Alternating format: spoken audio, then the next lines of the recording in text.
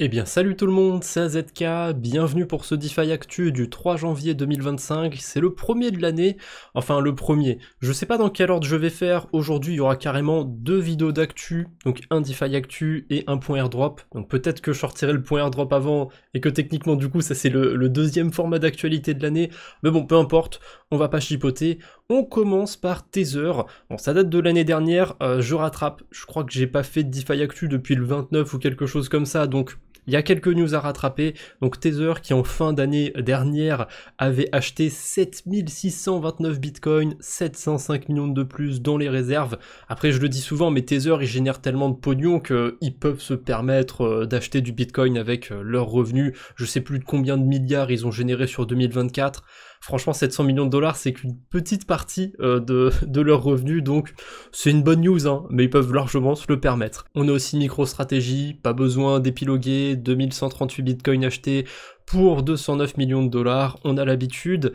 On a les ETF Bitcoin Spot aux États-Unis qui détiennent 110 milliards de dollars de bitcoin, environ 5,7% de l'offre totale de BTC. Et dans tout ça, évidemment, on a BlackRock qui domine le marché avec son eShares Bitcoin Trust ETF, ouah, c'est nom bien compliqué, qui détient plus de 542 000 BTC, évalué à 51,5 milliards. Donc rien que BlackRock autour des ETF, c'est la moitié des ETF Bitcoin aux États-Unis.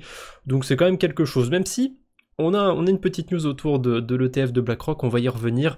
Juste avant ça, j'avais vu que le responsable de la recherche sur les actifs numériques de Van Eck déclare que Van Eck détient près de 9% de son propre ETF Bitcoin Spot. Donc ça veut dire qu'ils sont eux-mêmes exposés à Bitcoin. Je sais pas ce que ça représente exactement en dollars, en Bitcoin, 9% de leur propre fonds, mais c'est quand même pas mal. Hein, je pense que BlackRock, ils sont pas du tout sur du 9%, je sais même pas s'ils détiennent même 1% de leur propre fonds. En tout cas, c'est quand même pas mal du côté de Van Eck.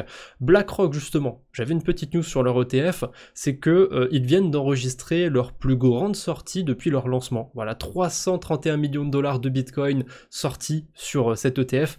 Honnêtement, c'est pas étonnant. Ça a été lancé quand même il y a quasiment un an, l'an dernier, en janvier dernier, donc janvier 2024. Bitcoin, je sais plus combien il valait, hein, mais il devait être quoi, autour de 30 000 dollars dans ces eaux-là, à cette époque, peut-être un petit peu plus. Donc c'est pas étonnant qu'au bout d'une année, il y ait des gens qui ont envie de sortir, qui ont envie de prendre des profits. Je pense même que ça s'est fait plus tôt. Mais là, pour marquer le coup, début d'année, janvier, pas étonnant qu'on ait des sorties du côté des ETF, à voir quand même si les sorties ne continuent pas trop. Hein. Si on a vraiment beaucoup de sorties quotidiennement, ça peut être un petit peu inquiétant, mais pour l'instant, je m'en fais pas du tout. On a la capitalisation de l'USDT qui chute. J'aurais peut-être dû mettre la news après celle de Tether, mais c'est pas très grave. Donc, qu'est-ce qui se passe? Pourquoi on a moins d'USDT en circulation? Eh bien, c'est avec l'entrée en vigueur de MiCA. En tout cas, c'est très probablement ça. Est-ce que ça va continuer d'aller plus bas ou quoi que ce soit? Je pense pas que l'Europe ait un impact important sur l'USDT. Ils sont carrément sortis du marché européen avec leur euro qu'ils ont dû arrêter. Bon, ils ont investi sur un autre stablecoin euro, ça c'est autre chose, mais voilà, Tether semble quand même avoir pris du recul déjà avec le marché européen, et je pense pas que ce soit là qu'il soit le plus utilisé. Donc je sais pas si MiCA va avoir tant d'impact sur les stablecoins. En tout cas, ce sera sûrement le gros sujet, ou un des gros sujets de 2025, faudra qu'on en reparle plus tard. On a un fun fact aussi du côté du Bitcoin, le Bhoutan détiennent plus d'1 milliard de dollars de Bitcoin. J'en avais parlé il y a pas si longtemps parce que leur réserve en Bitcoin, ça avait atteint un tiers de leur PIB. Là, ça a dû augmenter encore, hein, on doit être à plus que ça. Donc ça, c'est fou de voir que le Bhoutan détient autant de Bitcoin, et c'est pour une bonne raison, c'est parce qu'ils en minent directement. Voilà, ils ont sûrement des... je connais pas le Bhoutan, je suis pas un spécialiste, mais je suppose qu'ils ont des ressources énergétiques qui sont pas exploité, donc forcément autant récupérer ce qu'on peut avec ça. Ensuite on a le géant Morgan Stanley qui explore la possibilité d'intégrer le trading de crypto-monnaies sur sa plateforme eTrade. Voilà, pas grand chose de plus à dire, hein, honnêtement, la news est dite. Par contre, on peut quand même rajouter que Morgan Stanley, il faisait partie des gens qui crachaient sur Bitcoin il y a encore quelques années, mais c'est normal, on va voir de plus en plus de gens retourner leur veste, hein, tant que Bitcoin continue de grandir. Peut-être qu'un jour, on aura une catastrophe et que ça va s'effondrer, hein, qui sait, on peut garder ça dans un coin de notre tête, mais plus le temps passe, et plus on voit des acteurs qui retournent un petit peu leur veste. Bon, c'est pas étonnant, forcément ils allaient pas s'exposer, ils allaient pas être full Bitcoin quand le truc était encore relativement petit sur les précédents cycles, quand il y avait moins de personnes intéressées entre guillemets, quand il n'y avait pas encore les ETF et compagnie. Là forcément, évidemment, quand on a quelques acteurs qui commencent à se lancer, et ben ça ouvre la porte aussi pour les autres. On a Elon Musk qui avait changé sa photo de profil et son pseudo. Il avait choisi Kekus Maximus et il avait mis un mème de Pepe the Frog déguisé en soldat romain, si je dis pas de bêtises. Bon, peu importe. Pepe, évidemment, a pumpé dans le lot. Il y a un meme coin qui a été lancé, sauf qu'il a déjà renommé son compte Twitter. Vous voyez, j'ai même pas le temps de passer cette news en revue que c'est déjà terminé. Donc il s'est renommé Elon Musk normal, blablabla. Le même coin du coup qui a été créé autour de ce personnage Kekus Maximus, il a évidemment bien pumpé pendant que la blague était en cours, mais dès que Elon Musk a changé son profil, boum, la catastrophe.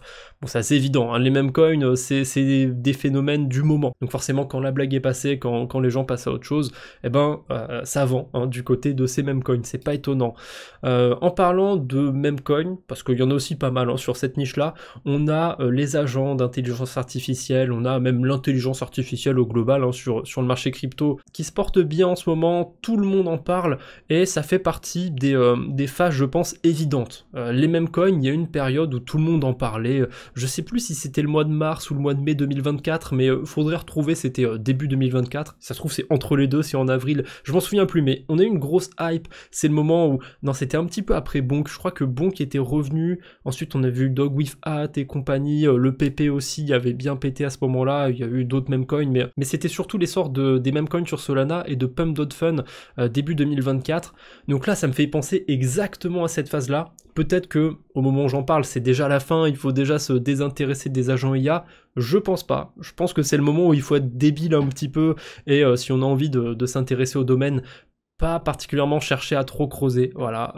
C'est con, mais PP, c'est le coin, je crois, qui avait fait la meilleure performance sur 2024, donc qui sait, peut-être que sur les agents IA, on va avoir des phénomènes similaires, que malgré qu'on ait des projets qui soient évalués à déjà plusieurs milliards, ça ne va pas les freiner.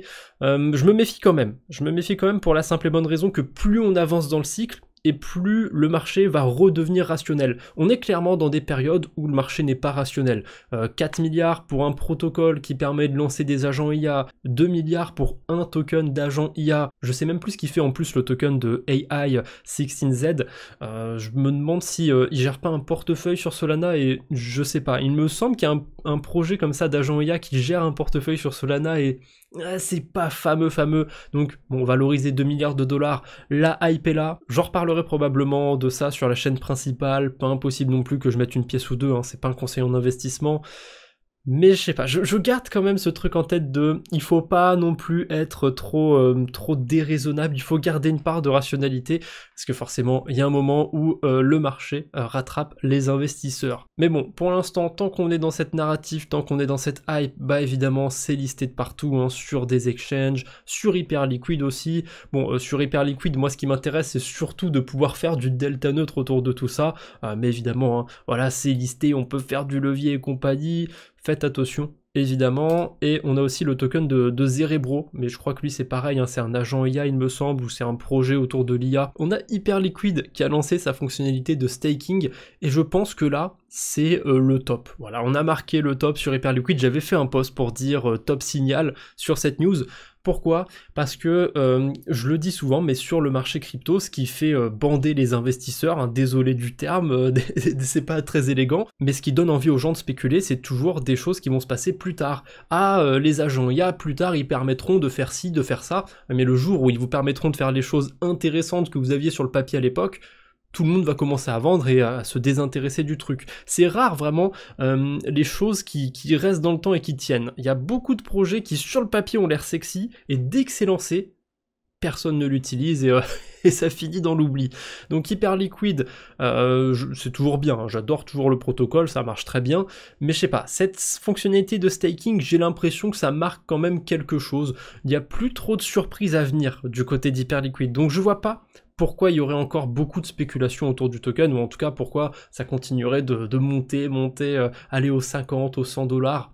J'ai du mal à y croire, c'est personnel, je peux me tromper, pour une fois que je parle un petit peu de spéculation dans la vidéo. Bien évidemment, ceux qui veulent farmer à fond une saison 2 d'Hyperliquid, c'est probablement intéressant d'aller en staker. Pour ma part, je m'intéresse pas particulièrement à cette fonctionnalité, quoique ça peut quand même être sympa, parce que je fais déjà du delta neutre sur le token d'Hyperliquid, bah, tant qu'à faire, faudrait que je me renseigne sur le staking. Je crois qu'il y a une semaine d'attente pour unstaker, donc c'est un petit peu embêtant, mais ça pourrait être intéressant de continuer ma stratégie en delta neutre et d'aller tant qu'à faire staker les tokens, hein, histoire de farmer un petit peu plus. Je jetterai un œil là-dessus. On enchaîne avec les mauvaises nouvelles, on commence par Do Kwon qui a plaidé non coupable. Ouais, je considère ça comme une mauvaise nouvelle. Il a été extradé du coup aux États-Unis et ouais, plaidé non coupable. Franchement, c'est un peu culotté de sa part. Hein. Pour rappel, hein, le code, on peut pas mentir, c'était pas une blockchain privée ou quoi que ce soit. C'est le mécanisme était là, donc certes, il y a peut-être eu des acteurs un peu vicieux, un peu cupides, qui ont provoqué la chute de l'UST, mais ce serait arrivé peu importe ce qui se serait passé. Parce que mine de rien, le code était là et ça a permis de burn plein d'UST pour minter des tokens Luna. Enfin bref, non coupable, ça passera pas. Clairement, ça passera pas. C'est évident qu'il va être jugé coupable. Mais ça, on en reparlera. On a la société de hardware wallet Tangem qui règle un bug critique de son application. J'ai vu beaucoup de monde en parler. Bon, j'ai pas de wallet Tangem, donc je suis pas particulièrement inquiété de mon côté. Les seed phrases étaient conservées jusqu'à plusieurs jours après leur création au lieu d'être immédiatement supprimées. Je trouve ça fou, je pense pas que sur n'importe quel autre hardware wallet c'est pas immédiatement supprimé, enfin bref, se retrouvant même dans des échanges d'emails lors de demandes d'assistance, cette phrase là je la trouve un petit peu bizarre, je me demande si c'est pas par rapport à du phishing ça, des faux mails qui vous demandent d'envoyer votre clé privée, votre phrase de récupération, parce que je vois pas pourquoi votre phrase se retrouverait dans des échanges de mails, ça n'a aucun sens, donc je me demande s'il n'y a pas des news qui ont été mélangées là de la part de Coin Academy. On a quoi d'autre? On a Certic qui nous fait un petit récap sur le mois de décembre, c'était le mois de 2024 avec le moins de hack, le moins de scam, 28,6 millions de dollars perdus, et j'ai vu pas mal de rapports aussi sur toute l'année 2024, je vais regarder un petit peu tous ces rapports et je ferai sûrement une vidéo dédiée pour éplucher un petit peu ces rapports au niveau des hacks, au niveau du phishing, au niveau des mauvaises choses qui se sont passées sur 2024, je pense qu'il y a matière à faire une vidéo dédiée, et puis de toute façon c'est ma chaîne, je fais ce que je veux. Donc pas grand chose à dire sur le mois de décembre, à part que c'était le mois avec le moins de pertes sur 2024. On a aussi eu un cas de phishing, justement je l'avais mis de côté, j'aurais peut-être dû le passer un petit peu plus tôt, autour du token virtual, donc le token autour des agents d'intelligence artificielle, quelqu'un qui s'est fait drainer son portefeuille, qui s'est fait drainer ses tokens virtual. Faites attention, comme d'habitude, quand vous utilisez la DeFi, quand vous êtes sur les réseaux sociaux ou quoi que ce soit, ne cliquez pas n'importe où, utilisez des extensions comme Pocket Universe, Scam Sniffer, des wallets comme Rabby, pour vous sécuriser. Ça, je le rappelle assez souvent. Donc j'espère que depuis, c'est fait. Et on passe pas tout de suite à cette news. J'ai oublié que j'avais pas de levée de fonds, mais on a quand même la Minute DeFi pour aujourd'hui. Vous avez l'habitude, la Minute DeFi, c'est quelques actualités qu'on passe rapidement. Pas besoin de s'attarder dessus, mais c'est quand même des actus intéressantes. À commencer par Across Protocol, qui est maintenant disponible sur Ink On-Chain. Voilà, pour ceux qui auraient envie de farmer du côté de cet écosystème, on a un très bon bridge disponible là-bas. On avait déjà Relais, je crois, mais j'aime bien Across, donc je suis plutôt content. On a un partenariat entre Stakestone et Echelon. Donc Echelon, c'est un protocole de lending sur la blockchain Aptos. Je trouve ça assez étonnant, je m'attendais pas à ce genre de partenariat. Donc maintenant, on peut bridger et déposer du SBTC et des tokens Stone sur la blockchain Aptos, donc sur le protocole Echelon, mais je suppose qu'ils vont probablement trouver d'autres protocoles avec lesquels être en partenariat. Pourquoi pas? On a Etherfi qui lance un pré-vault sur Berachain. On avait déjà passé Lombard et j'ai oublié Stakestone justement comme sur Echelon. Donc il y avait déjà Lombard et Stakestone qui avaient leur vault. Il y a Etherfi qui ont lancé le leur aussi. Je préfère Etherfi à Stakestone, c'est comme ça, les goûts et les couleurs ça se discute pas. Donc je mettrai bien une petite bille sur le protocole, mais on verra. Hein, je suis pas pressé non plus. On a les dépôts sur le protocole Morpho qui ont atteint 5 milliards de dollars, hein, quand même cocorico, parce que c'est un protocole français, c'est plutôt cool. Et pour terminer cette minute DeFi, la capitalisation totale des stablecoins qui atteint un nouveau record au-dessus des 200 milliards de dollars. Bon, c'est évidemment l'USDT qui fait la grosse majorité de cette market cap, mais on a quand même quelques acteurs qui ressortent ces temps-ci. L'USDC continue de monter, on a aussi l'USDS, qui a pris quelque part, donc le nouveau stablecoin qui remplace le DAI. Mais bon, ça reste quand même des petits projets comparés au mastodonte Tether. Voilà, on peut enchaîner avec les dernières actus du jour. Oh, celle-ci, j'aurais limite pu la caler aussi dans la minute DeFi, mais bon, c'est pas grave, je l'ai mise à part.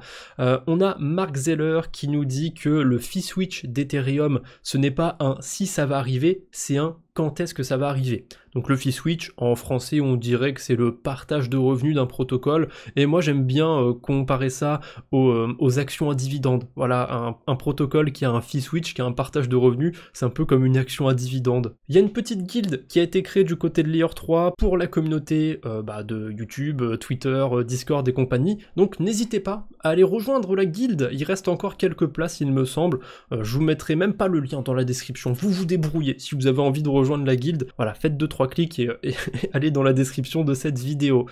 Pour terminer, c'est pas un mème du jour, c'est plutôt un fun fact, voilà, j'ai trouvé ça marrant. On a Marathon qui chauffe une ville de 11 000 habitants en Finlande en utilisant la chaleur de leurs mineurs de Bitcoin. Voilà, je trouve ça assez rigolo, c'est pas nouveau, hein, évidemment, qu'il y ait des gens qui se chauffent comme ça avec, grâce au mining de Bitcoin, mais une ville entière, c'est quand même un projet assez particulier. Bref, c'est tout ce que j'avais pour les actus du jour. Si vous avez envie de voir aussi ce qui s'est passé du côté des airdrops, je vous mettrai le lien de la vidéo du point airdrop pour voir tout ce qui s'est passé ces derniers jours autour des airdrops. Allez, je ne vous embête pas plus pour aujourd'hui, on se retrouve bientôt j'espère, d'ici là portez-vous bien, salut tout le monde!